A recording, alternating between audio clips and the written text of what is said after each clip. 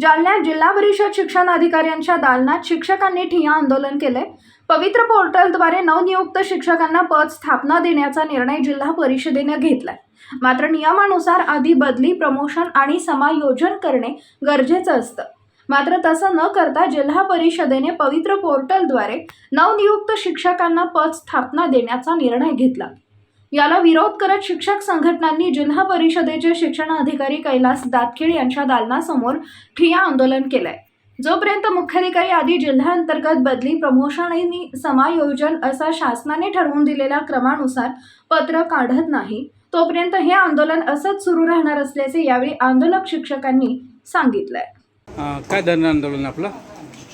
सर्व शिक्षक संघटना जालना जिल्हा यांच्या वतीनं आज या ठिकाणी जिल्हा परिषदेमध्ये जे काही मनमानी पद्धतीचं धोरण चालू शासनाच्या विरोधातल्या निर्णयांच्या विरोधात, त्या धोरणाच्या निषेधासाठी या ठिकाणी सर्व शिक्षक संघटना जमा झालेले आहेत। आणि शासनाचे जे काही ग्रामविकास विभाग असेल, शालेय शिक्षण विभाग असेल किंवा वेळोवेळी शासन निर्णय जे काही आले असतील, त्या निर्णयाची अंमलबजावणी जिल्हा प्रशासनानं करावी, शिक्षण विभागाने करावी, अशी या ठिकाणी आमची प्रमुख मागणी आहे।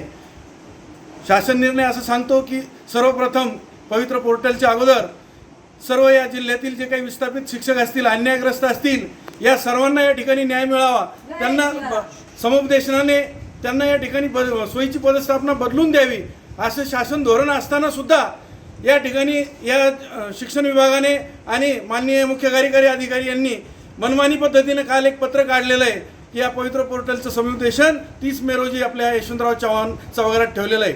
परंतु या ठिकाणी सर्व शिक्षक संघटनांच्या वतीनं मी या ठिकाणी सांगू इच्छितो की समुपदेशन प्रक्रिया कशी पार पडते, आम्ही सगळ्या संघटना एकजुटीने या ठिकाणी ताकदीनं या समुपदेशन प्रक्रियेच्या विरोधात धरणे आंदोलन त्या दिवशी यशवंतराव चव्हाण सभागृहात करणार आहोत। काय नाव सर आपलं? मी उद्धव पवार।